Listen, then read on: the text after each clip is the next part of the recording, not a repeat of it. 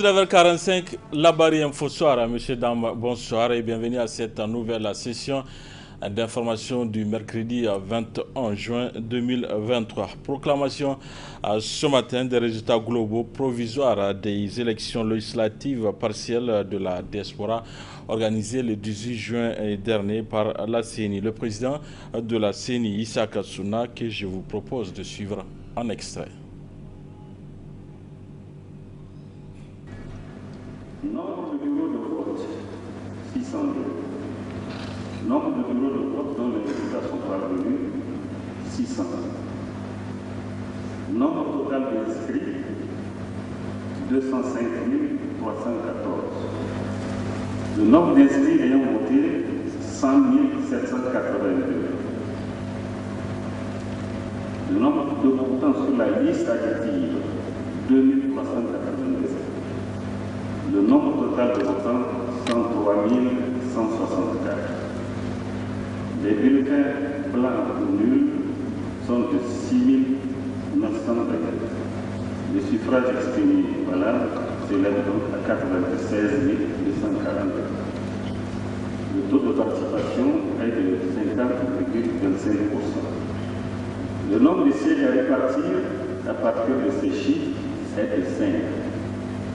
Le quotient électoral à partir de ces chiffres est de 19 248. Les voix obtenues se répartissent ainsi que les quotients. Amin, 4 985 voix. En termes de sièges et par quotient, 0 pour la forme moyenne et 0 pour le nombre de sièges. Les Ménézé Nassar, 13 493, soit un siège au titre de la répartition à la plus forte moyenne et un siège en tout. Moderne et Falumana, 21 117. Un siège attribué au titre du quotient électoral, un deuxième siège au titre de la plus forte moyenne, soit en tout 2 sièges. Le MPL Kishinkasa, 7140 voix, soit 0 siège au titre de la répartition au quotient, 0 siège au titre de la forte moyenne, 0 siège en tout. MPL Jamoudia, 5082 sièges, 0 siège pour le quotient, 0 siège pour la répartition par moyenne, 0 siège en tout. EJP Doubara, 4142 voix, soit par le biais de la répartition, 0 siège au quotient, 0 siège à la forte moyenne et 0 siège pour le nombre total de sièges. Le PNDS Carrière, 30 754 voix, soit par le biais de la répartition au quotient, un siège par le biais de l'attribution à la plus forte moyenne, ce qui lui fait en tout 2 sièges. Le BNPD Akakassa, 1271 voix, 0 pour la répartition au quotient, 0 pour la plus forte moyenne, 0 siège au total. TSD Passira, 6609 voix, soit 0 siège pour la répartition au quotient, 0 siège pour la plus forte moyenne, 0 siège en tout. UPRD et Kanegouni, 949 voix, 0 siège pour la répartition au quotient, 0 siège pour le reste. Au total, ce scrutin a enregistré 96 242 voix qui s'établissent comme suit. Répartition au quotient 2, à la plus forte moyenne 3 et en tout pour les 5 sièges qui ont été attribués. Voilà, mesdames et messieurs, les résultats tels que nous le sortent du calcul obtenus après le scrutin du 18 juin. Bien entendu, ces résultats ici obtenus font l'objet de la déclaration provisoire de ce matin. Ces résultats provisoires vont être transmis à la Cour constitutionnelle et le juge du contentieux électoral qui aura pour mission de purger le contentieux et de proclamer le résultat définitif. À noter que sur les 5 députés de la diaspora, le PNDS Taraya et le Modern Falumana s'en sortent avec 2 députés chacun, suivi du MNSD Nassara avec un député selon les résultats proclamés par la CENI. Suivant à cet effet respectivement les réactions des délégués du PNDS Taraya et celui du Modern Falumana. Le PNDS s'en sort avec 2 au lieu de 3 qu'il avait. Mais nous raisonnons en termes de majorité présidentielle. La majorité présidentielle s'en sort avec 3 sièges sur 5. La majorité présidentielle est première au niveau de 13 pays sur 15. La majorité présidentielle engrange plus de 80% des suffrages exprimés valables. C'est ça le plus important. Bon, nous, on aimerait bien avoir les 5, mais comme nous sommes avec des gens, regardez les performances de Kishankasa qui est un parti de la majorité.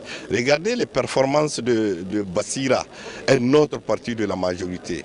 Mais nous sommes fiers de ça. Ça veut dire que nous ne sommes pas en train de montrer l'image que les gens en tout cas nous collent.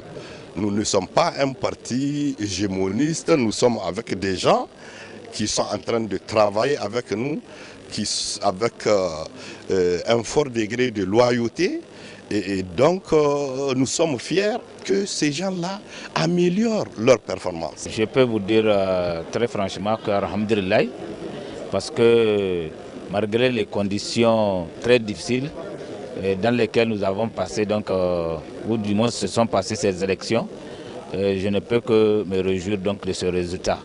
Alhamdulillah, c'est l'occasion pour moi de remercier toutes les militantes et tous les militants de Modern FA Numana, ainsi que ceux de nos partis alliés qui se sont mobilisés comme vraiment des véritables guerriers pour porter très haut le flambeau du Modern FA Numana, ce qui nous a permis donc d'obtenir ces 2 sièges-là. J'aurais voulu quand même qu'on ait 3, mais nous allons nous contenter de ça parce que c'est ce que Dieu a voulu. Lancement ce matin à Maradi des épreuves écrites du certificat d'aptitude professionnelle la CAP session 2023 par le secrétaire général du gouvernorat de la région de Maradi. Le point avec notre correspondant régional Yacouba Oumarou. Coup d'envoi ce matin 21 juin 2023 des épreuves écrites du certificat d'aptitude professionnelle CAP session 2023 à Maradi, à l'instar des autres régions du pays. À Maradi, ils sont plus de 1000 candidats à se présenter cette année pour l'obtention du CAP. C'est le secrétaire général de la région qui a procédé ce matin au niveau de l'école Nomakaka à l'ouverture de la première enveloppe contenant les épreuves. Il a ensuite donné des sages conseils aux candidats et aux surveillants. Vous devez mériter votre diplôme, leur a rappelé. La date d'aujourd'hui qui marque le début des examens vous permettait d'accéder à un niveau supérieur, évidemment, pour aller dans les enseignements généraux de lycée technique. Alors, nous remercions encore parce que cela est un résultat quand même d'une année pleine, consistante, que nous avons suivie sans perturbation qui nous a permis et nous rassure aujourd'hui. Nous pensons que vous êtes assez prêts pour affronter ces examens parce que l'ensemble des cours théoriques et pratiques que vous avez suivis durant les 9 mois d'encadrement, nous devons espérer vont vous permettre plus sincèrement possible d'affronter les différentes épreuves. Ce que j'ai toujours dit, c'est que vous devrez garder votre sang-froid. Il ne faut pas paniquer, il ne faut pas avoir peur. C'est vrai, un examen, ça stresse, mais il faut éviter le stress, il faut éviter la peur. Prenez votre temps, considérez cet examen comme un débat ordinaire que vous avez l'habitude de faire dans les classes. C'est cela qui vous permettra de bien comprendre le sujet et de bien répondre évidemment. C'est un enseignement professionnel et technique. Vous n'avez pas besoin d'aller très loin pour commencer à avoir le fruit de votre labeur. Alors, nous vous souhaitons bonne chance. Pour le directeur régional de la formation professionnelle et technique, l'État a pris toutes les dispositions pour la réussite du CAP cette année. Il a enfin souhaité bonne chance aux candidats. Ce sont des élèves qui sont dans les autres départements. Parmi eux, il y a 200 filles, 343 garçons. Donc, si je dis les autres départements, c'est en dehors des CET de la ville de Maradi. Maintenant, le troisième jury est composé uniquement des élèves des CET de la ville de Maradi. Les CET, ce sont les collèges d'enseignement technique de la ville de Maradi. Ils sont au nombre de 544, dont 241 filles et 303 garçons. Voilà en termes d'effectifs. Et vraiment, les conditions sont réunies et ça c'est depuis longtemps. Pour le CAP, les conditions étaient réunies. Vous avez vous-même constaté et vraiment le tas d'avancement de la préparation de ces examens-là. Donc si on peut clarifier, c'est que les salles sont disponibles, les élèves sont là, les enseignants sont là, et presque tout le monde est là. Pour l'instant, il n'y a pas une difficulté majeure, mais la seule difficulté qu'il faut relever, c'est quelques retards. Bon, ça c'est quelque chose qu'on gère généralement, et des absences dont on va faire la situation après. Comme d'habitude, pour les membres du jury, c'est de respecter scrupuleusement les clauses de conduite au cours des examens. Les textes, voilà, au cours des examens, là, on a distribué à presque tout le monde ces textes, c'est de les respecter. Parce qu'ils ont vu, il y a une grande particularité cette année, ce sont des examens qui sont suivis de près par toutes les autorités de ce pays. Toutes les conditions sont réunies pour que cet examen se passe dans de bonnes conditions. Donc tout le monde doit faire son travail, comme on dit. Pour les élèves, c'est ce qu'on a l'habitude de leur dire depuis le début d'année. Un examen, ça se prépare en début d'année. La fin n'est que, comme on dit, justifie le moyen. Maintenant, on vient de faire un tour pour les projets de conseil et vraiment de se dire que c'est eux-mêmes, c'est pas quelqu'un qui va composer pour eux. C'est ce qu'ils ont appris. Donc d'être serein et de ne pas se paniquer, c'est presque la même chose que ce qu'ils ont d'habitude de faire. Ici, juste, ça va leur permettre de franchir d'un établissement à un autre. Les conseillers du CSC ont entamé ce matin les travaux de la session ordinaire au titre du mois de juin 2023. Des assises présidées par le premier responsable de cette institution et qui ont porté sur 5 points. Le résumé, c'est avec Adamou Soumana et Boubacar Souley. Les élections législatives partielles de la 9e région du pays, qu'est la diaspora, a constitué le point saillant de cette session du Conseil supérieur de la communication. Et ainsi, les conseillers sont appelés à se pencher sur le travail abattu par leur institution dans le cadre de la campagne pour ce scrutin. Nous avions, dans le cadre du suivi de la campagne électorale pour ces législatives partielles, mis en place un groupe de travail chargé du contrôle et du suivi de l'accès des partis politiques aux médias publics et privés pendant cette période. Aussi, je constate avec satisfaction la pleine implication des conseillers membres du CSC, du personnel administratif et technique du Conseil supérieur de la communication et de la franche collaboration des responsables des médias publics et privés qui, malgré la modicité des moyens, se sont déployés à faire de cette mission un succès palpable. L'exercice auquel nous nous sommes consacrés, j'en suis convaincu, va nous permettre de mieux préparer les élections générales à venir. Ce moment viendra en toute sérénité par la grâce d'Allah.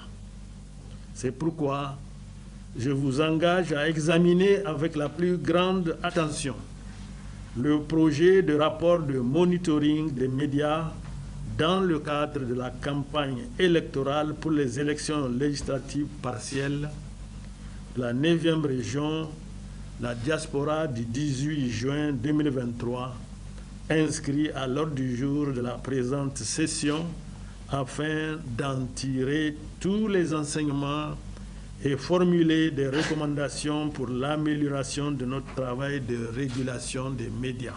Notons qu'en dehors du rapport de monitoring des médias dans le cadre de la campagne de dites élections faisant l'objet d'examen en vue d'une adoption, 4 autres points sont également inscrits à l'ordre du jour de la présente session du Conseil supérieur de la communication. Canal Plus a procédé ce matin à la 4e remise de la promo au Festival des cadeaux. Cette promotion, qui a débuté depuis le 25 mai, continue de faire des heureux gagnants. Nous rapporte Asma Osedoué Soumelav Delay. Canal Plus Niger continue de faire de ses clients des heureux gagnants. Cette semaine encore, 17 abonnés ont bénéficié de ces cadeaux que Canal Plus offre à ses clients. Aujourd'hui, nous allons découvrir les heureux gagnants de cette semaine. D'un abonnement à tout canal de 12 mois. Il s'agit de M. Haïtar Saoudata qui est de Tawa, qui a envoyé son représentant pour récupérer son lot, de M. Bachir Mahamadou de Niamey, Hamadou Adamou, M. Adamou Ango. Il y a également un mouton qui est gagné chaque jour, donc 7 heureux gagnants d'un mouton à l'approche de la Tabaski, c'est le lot qui donne le plus de sourires. M. Abdulaziz Saka et M. Youssouf, M. Boubacar Gueye, M. Boubacar Hamadou, Mme Hamsatou, M. Chebou Oumarou. Nous allons inviter les 3 gagnants à tirer leur lot. Les 3 gagnants sont M. Rabé Mahamad Lawali, M. Abdou Naman et M. Hima Moussa. Pour tout réabonnement, vous avez 15 jours à la formule tout canal à partir de la formule Access. Et le décodeur, le kit simple est à 8 500 et le kit complet à 13 000. Les bénéficiaires ne cachent pas leurs sentiments. Canal Plus m'avait appelé pour me dire que voilà, j'ai gagné un cadeau, de passer aujourd'hui à 10 h pour récupérer mon cadeau. À ma grande surprise, je suis venu, j'ai gagné un mouton à l'approche de cette fête de Tabaski. Je ne peux que remercier Canal Plus pour vraiment ce bonheur qu'ils viennent de m'offrir et dire que j'invite vraiment les frères et tout un chacun à s'abonner à Canal Plus, parce qu'avec Canal Plus aussi, on a aussi beaucoup d'opportunités, vu ce qu'ils nous offrent, et il y a beaucoup d'opportunités et de chances d'être aussi un jour parmi les heureux gagnants. Il a eu la chance de gagner une télé Samsung écran 55. Et donc vraiment à son nom, je remercie très sincèrement Canal Plus pour ce tirage. Et aussi j'invite toutes les populations, en tout cas tout le monde, de venir, ceux qui n'ont pas encore leur bouquet Canal Plus, comment on appelle ça, décodeur Canal Plus, de le prendre. Et pour ceux qui ont déjà le décodeur, vraiment de continuer l'abonnement et de pouvoir un jour être gagnant de ce tirage. Avec Canal+, il suffit tout simplement de s'abonner ou d'acheter son décodeur pour gagner. À présent, votre rendez-vous hebdomadaire, la chronique juridique, le numéro de ce 21 juin 2023, traite des personnes déplacées internes. Et c'est avec Maître Alfred Goubadji. Très bonne réception à vous.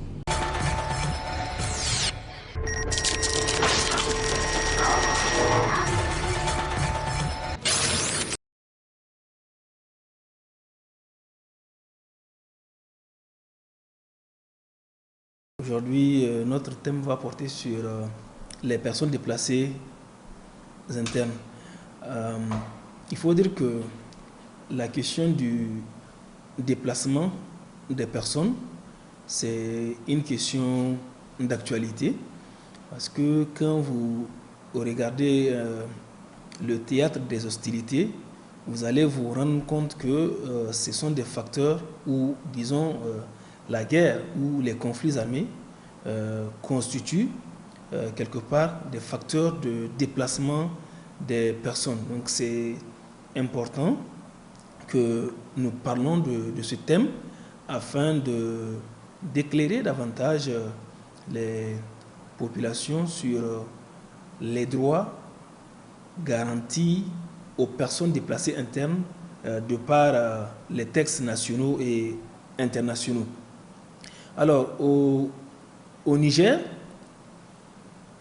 nous avons une loi notamment la loi 2018-74 du 10 décembre 2018 qui est relative à la protection et à l'assistance des personnes déplacées internes. Et cette loi a été prise sur la base de la Convention de Kampala, qu'on appelle Convention de l'Union africaine, du 23 octobre 2009, qui est relative également à la protection et à l'assistance aux personnes déplacées internes. Avant d'entrer dans le vif du sujet, il serait bien qu'on définisse un certain nombre de concepts afin de permettre aux uns et aux autres de cerner l'objet de notre entretien.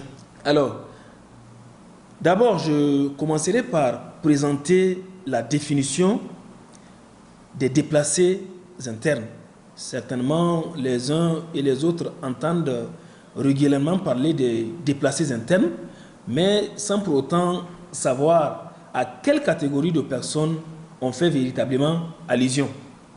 Alors, s'agissant de cette définition, la loi 2018-74 du 10 décembre 2018 citée tantôt, relative à la protection et à l'assistance aux personnes déplacées internes, définit cette catégorie de personnes. Alors, au terme de l'article 1er, ou j'allais dire l'article 2, alinéa 1er de cette loi, les personnes déplacées internes sont considérées comme, ou bien peuvent être considérées comme des personnes ou groupes de personnes ayant été forcées ou obligées de fuir ou de quitter leurs habitations ou lieux habituels de résidence, en particulier et après, ou afin d'éviter les effets des conflits armés, des situations de violence généralisée, des violations des droits de l'homme ou des catastrophes naturelles ou provoquées par l'homme et qui n'ont pas traversé les frontières territoriales du Niger. Je voudrais m'arrêter d'abord sur cette définition. Alors, dans cette définition des personnes déplacées internes, nous retrouvons que ces personnes déplacées internes sont des personnes qui ont été contraintes de fuir ou bien qui ont été forcées de fuir ou quitter leur lieu de résidence habituel. Et quels sont les facteurs qui constituent le caractère forcé du déplacement? Il s'agit d'une part des conflits armés, la guerre, comme c'est le cas actuellement dans le nord du Niger. Nous connaissons ces attaques récurrentes des groupes armés non étatiques. Donc ce sont des situations qui peuvent forcer les populations à quitter leur lieu de déplacement ou bien leur lieu de résidence habituel. Vous avez également les situations de violence généralisée. Vous avez le cas des violations des droits de l'homme. Vous avez également les catastrophes naturelles ou bien toute situation provoquée par l'homme et qui a pour conséquence, si vous voulez, de contraindre les populations à fuir. Voilà les situations dans lesquelles les populations peuvent quitter leur zone de résidence habituelle pour une autre zone. Donc, ces personnes qui fuient ces conflits, ces catastrophes naturelles, ces violations des droits de l'homme, ces conflits armés sont appelés des déplacés internes. Mais attention, il y a un aspect très important qu'il faut souligner. C'est que les déplacés internes, comme le précise l'article 2 de cette loi, n'ont pas traversé les frontières territoriales de l'État. C'est-à-dire, ce sont des personnes qui restent sur le territoire de la République du Niger, par exemple. Elles ont été certes contraintes de fuir, de quitter leur lieu de résidence habituel pour un autre, mais n'ont pas traversé la frontière. Peut-être avec le temps, nous allons revenir sur ce thème. Donc, ces personnes qui traversent les frontières, elles ne sont pas appelées des déplacés internes, mais plutôt des réfugiés. Restons sur les personnes déplacées internes. Donc, en résumé, c'est des personnes qui fuient ou bien qui quittent leur zone de résidence habituelle à cause des conflits armés, à cause des violations des droits de l'homme, à cause des catastrophes naturelles, pour une autre zone meilleure, ou bien à la quête de la survie. Donc, ce sont ces personnes qu'on appelle les personnes déplacées internes. Et vous conviendrez avec moi que les personnes déplacées internes, nous les avons. On les voit fréquemment. D'ailleurs, les hommes de médias que vous êtes, vous avez longuement parlé du déplacement des populations. On a quelques exemples au Niger. Donc, voilà ce qu'on peut retenir sur la définition des personnes déplacées internes. Maintenant, s'agissant du déplacement des populations, le déplacement, qu'est-ce que c'est? Au terme de cette loi, le déplacement interne est défini comme tout mouvement ou évacuation ou réinstallation involontaire ou forcée des personnes ou groupes de personnes à l'intérieur du territoire. Le déplacement interne, ce n'est rien d'autre que ce mouvement, cette évacuation ou cette réinstallation des populations ou des groupes de personnes à l'intérieur du territoire de la République du Niger. Alors, nous parlons de protection, puisque la loi 2018 citée tantôt fait allusion à l'assistance et à la protection des populations, des personnes déplacées internes. Qu'en est-il alors de la définition de la protection? Alors, au sens de cette loi, la protection peut être entendue comme toute mesure juridique et humanitaire conforme aux lois de la République du Niger, capable, donc c'est cette mesure qui est capable d'affaiblir ou d'atténuer ou de faire disparaître les méfaits de la vulnérabilité, puisque les déplacés sont dans une situation de vulnérabilité en quittant leur lieu d'habitation naturel pour un autre. Ces personnes sont vulnérables. Donc la protection, c'est cette mesure juridique ou humanitaire qui a pour vocation, ici, d'atténuer cette vulnérabilité ou de l'affaiblir ou de faire disparaître les méfaits de cette vulnérabilité causée par le déplacement, préjudiciable à la dignité et aux droits de la personne humaine. Ça, c'est ce que nous appelons, ou bien c'est que cette loi entend par la protection. Maintenant, nous allons voir la question de la protection de ces personnes déplacées internes. Puisque la loi 2018 dont nous parlons tantôt accorde une assistance ou accorde une protection à ces personnes.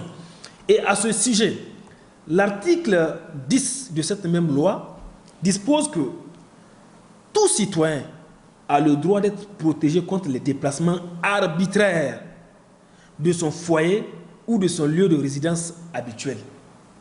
Personne ne peut être contraint ou de force de quitter son lieu d'habitation naturelle, sa zone de résidence naturelle pour une autre, sauf dans des conditions énumérées par la loi. Aujourd'hui, on ne peut pas vous demander de quitter sans votre consentement, votre zone de résidence habituelle, sauf s'il y a des circonstances qui l'obligent. Donc, c'est un droit garanti par cette loi à toutes les personnes. D'ailleurs, la Constitution du 25 novembre 2010, elle-même garantit la liberté d'aller et de revenir. Elle garantit la liberté pour les populations de circuler. Donc, le déplacement des populations est, si vous voulez, encerclé par des normes juridiques. L'article 11 de cette même loi continue en disposant que toute personne déplacée interne a le droit de rechercher la sécurité dans une autre partie du territoire national. Elle a le droit de quitter le pays et d'y revenir. Elle a également le droit d'être protégée contre le retour ou la réinstallation forcée dans tout lieu où sa vie, sa sécurité, sa liberté ou sa santé seraient en danger. Cet article, à lui seul, dit tout. On ne peut pas forcer une population à quitter une zone pour une autre, comme je l'ai dit, sauf pour des cas déterminés par la loi. Et on ne peut pas contraindre ou réinstaller un groupe de personnes à un autre lieu sans son consentement. Et quand une personne, même en cas de déplacement, sent que sa vie ou sa sécurité ou sa liberté ou sa santé serait en danger, elle a le droit de ne pas accepter. Donc, ce sont des questions extrêmement importantes, les questions de réinstallation des populations.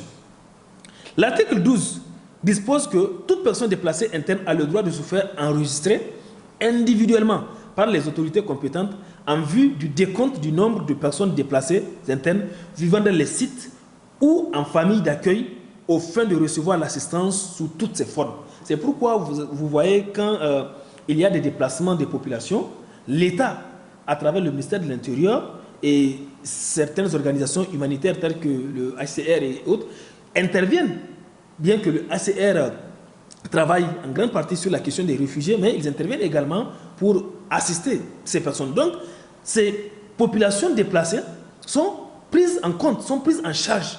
Et on parle ici d'un droit à l'enregistrement afin que ces personnes soient identifiées et qu'elles aient les secours ou l'assistance nécessaire de par cette loi. Mais à ce titre, l'État a un certain nombre d'obligations à propos des personnes déplacées internes. Et parmi ces obligations-là, vous avez la protection des personnes déplacées internes, leur accès aux services publics et aux ressources naturelles. Vous avez la protection ou bien la jouissance des droits sociaux, économiques et politiques des personnes déplacées internes. N'oublions pas, ces personnes peuvent être des Nigériens. Donc, à ce titre, ils doivent, ou bien elles doivent, si vous voulez, ces personnes, jouir de leurs droits sociaux, économiques et politiques. Elles ont droit à ces droits. Donc, vous avez également comme obligation de l'État le fait d'assurer l'accès des personnes déplacées internes aux actes d'état civil. C'est important, l'identité civile. Ces personnes doivent avoir accès à cela. Et à l'enregistrement des faits d'état civil survenant dans leur vie. On peut avoir les cas de mariage, on peut avoir les cas de décès, les cas de naissance, tout ça. Ce sont des actes d'état civil. Donc, il y a autant d'obligations qui incombent à l'État relativement aux personnes déplacées internes. Maintenant, je voudrais ici parler d'un point crucial qui concerne la répression ou bien les infractions qui peuvent être commises à l'égard des personnes déplacées internes. Peut-être que les uns et les autres les ignorent, mais il y a des infractions qui peuvent être commises. Et qui parle d'infractions fait appel à un système de sanctions, de répression, de par la loi 2018 que nous avons citée tantôt. Donc, à ce titre, l'article 30 de cette loi dispose qu'est passible d'une peine de 15 à 30 ans d'emprisonnement et d'une amende de 2 à 5 millions de francs CFA. Quiconque restreint le droit à la libre circulation des personnes déplacées internes à l'intérieur et à l'extérieur de leur zone de résidence. 1. 2. Toute personne qui recrute des enfants en situation de déplacement interne, les oblige ou leur permet de prendre part aux hostilités. Par exemple, le fait d'enrôler des enfants et de les utiliser sur le théâtre de guerre, par exemple, constitue un crime, constitue une interdiction de par cette loi et qui est passible d'un emprisonnement de 15 à 30 ans, comme nous le montre cette loi. Troisièmement, toute personne qui abuse et qui exploite les enfants déplacés internes.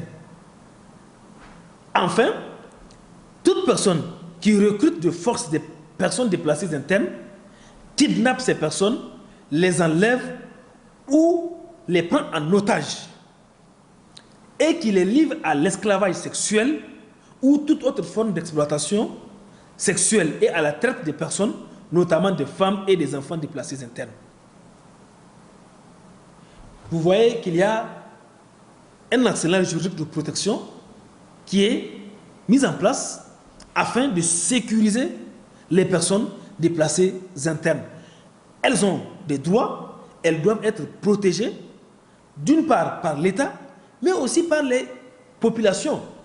Si on continue, l'article 31 dispose que est passible d'une peine de 15 à 30 ans d'emprisonnement et d'une amende de 3 à 7 millions de francs CFA quiconque déplace des personnes sur la base des politiques de discrimination raciale ou d'autres pratiques analogues visant à un résultat ou à la modification de la composition ethnique, religieuse ou raciale de la population. Il y a autant de choses. Pour ceux qui veulent apprendre davantage, ils peuvent consulter cette loi 2018 relative à la protection des populations internes. Donc, vous voyez que c'est tellement important et c'est pourquoi l'État a mis en place également un certain nombre d'organes ou d'organismes afin de travailler sur la protection de ces personnes déplacées internes.